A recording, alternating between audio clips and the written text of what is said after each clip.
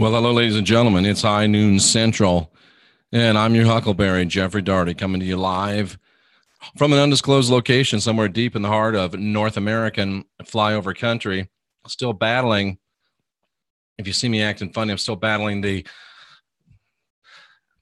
urge to sneeze, and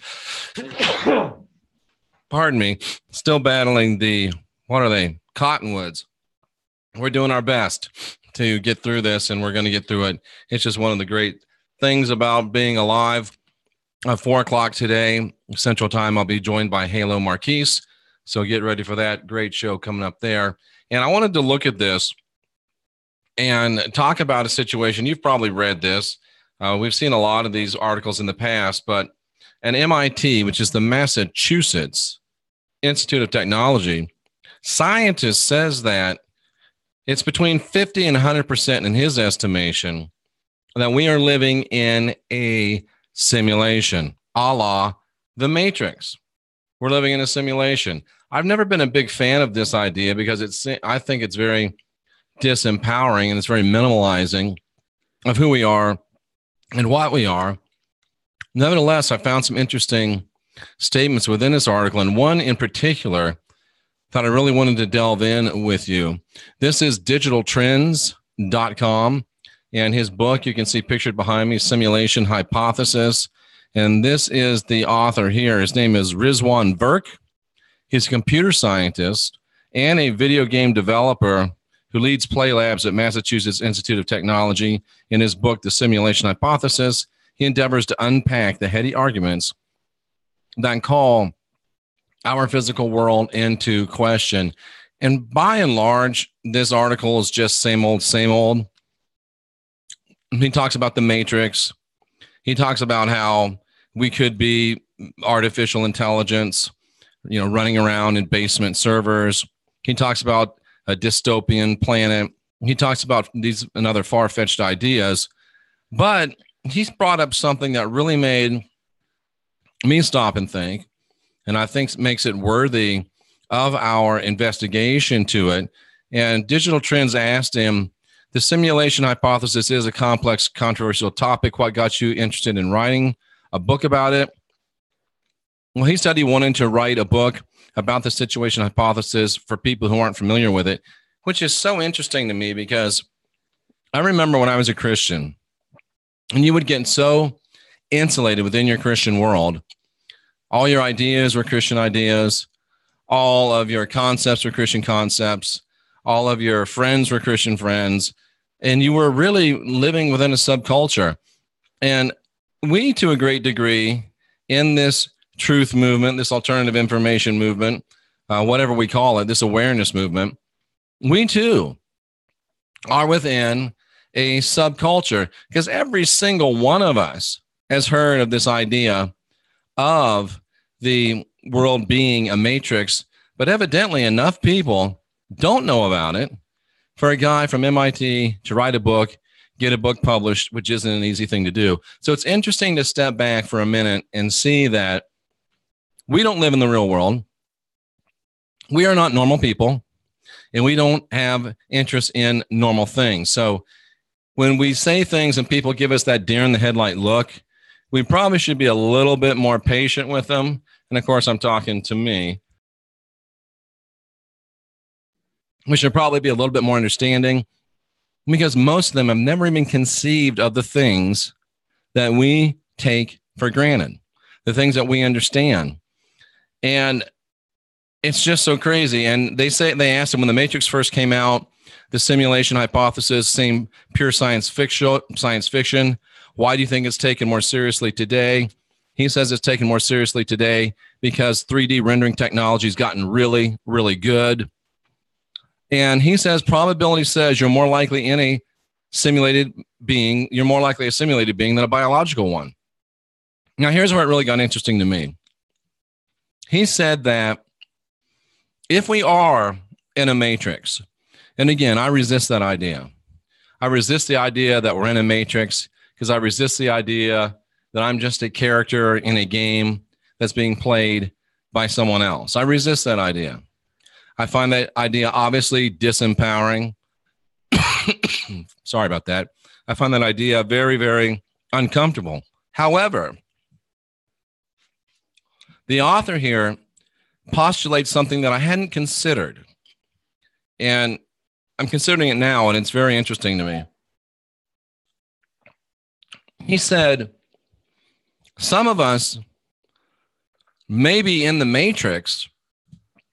Some of us may be characters in the Matrix. But it's a good chance, he also said, that a lot of us that are here as characters in the Matrix could also be our own controllers outside the Matrix. I never pondered the idea that this could be a simulation that we ourselves are running on ourselves. This could be a simulation that we are taking part in of our own volition. What if you wanted to see what it would be like to be a white guy with gray hair and a funny haircut? You could run a simulation. What if you wanted to see what it was like to be a black girl with a great haircut? You could run a simulation. What if you wanted to figure out what it'd be to be like this or what it'd be to be like that? With that in mind, I find it even more interesting that this could be a matrix, but not just a matrix where we are being controlled, but a matrix where we are controlling ourselves. A matrix where we're here doing what we want to do. We're here trying out new ways of doing things. And with that in mind, it could very well be a matrix that we're playing a game. We're playing a game. But Jeff, it's a whole lifetime. Well, if you believe the Bible, and I really don't that much, but it says that 1,000 years is like a day and a day is like 1,000 years to the divine. Let's just say that's true. It's probably at least somewhat accurate. So a human lifetime, if 1,000 years is a day, a human lifetime is nothing. So if you want to experience human lifetime as this, human lifetime as that, it's really not much skin off your teeth at all. So what if we are here? And what if we are seeing how things go in this particular simulation that you're in today? What if you decided to put yourself right where you are? What if you decided to do exactly what you're doing? What if you decided to be exactly what you're being? When you want to give yourself the best results, when you want to give yourself the most reliable data, Maria says this game sucks. Well, stop making it suck, Maria. Stop making it suck, Maria. Give yourself good data. Like Jenny and I were talking about yesterday, milk this life for everything it has. Get in it. Enjoy it. Understand it. Seek it. Find it. Look for the adventure. Look for the stimulation within the simulation. Robert says, thinking way out of the box, possibly we manifest as existence, and we are having a material experience caused because we were bored. Maybe we're just a bunch of frat boys or frat girls. I don't know. Smart guys, smarter than me, are saying that it's probably a simulation.